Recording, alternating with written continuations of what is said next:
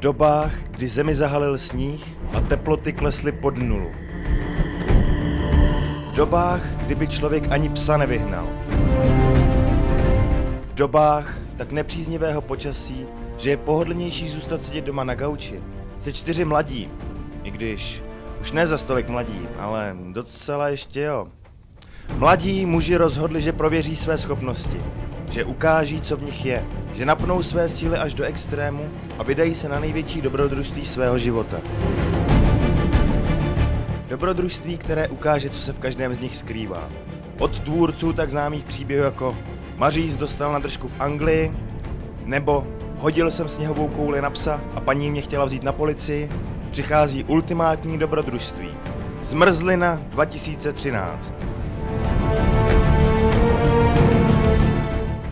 Extrémní vandr na sněhu, který přežijí jen ti nejotrlejší a nejschopnější. Vydáme se po stopách Amundsena a dalších objevitelů. Do jedné ruky vedevou kříž, do druhé pytel na zážitky a jdem na to. Výlet, který ukáže, že i samotná cesta může být cíl.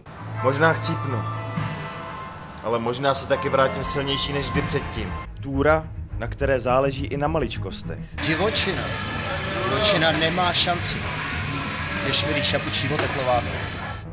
V hlavních rolích Alois Lojza Gratulant Háša Hammerschmidt, Marek Maříz Sejk, Richard Richbich Richmond Hulva a Libor Ctibor Pokorný. Odvěký zápas. Ne, tenhle ne. Odvěký zápas muže s přírodou vám přinese sám život. Již tuto zimu. Pravděpodobně první víkend v lednu. Pokud nebude velká obleva nebo holomrazy, se vyřeší tak zásadní otázky jako jestli Maříz dostane od Ríši oteplováky, jestli Libora neskolí alergie na psy, jelikož Háša i Maříz je budou brát sebou, a jestli Ríšovi pomůže topný kámen se zahřát. Dobrodružství, ve kterém nebude chybět. Akce. Nečekaný zvrat. No, I am your father. Smích.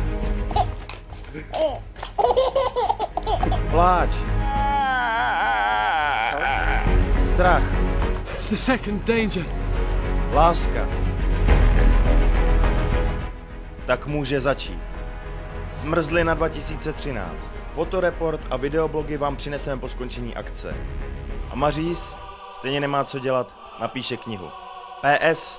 Didno, my to dokážeme.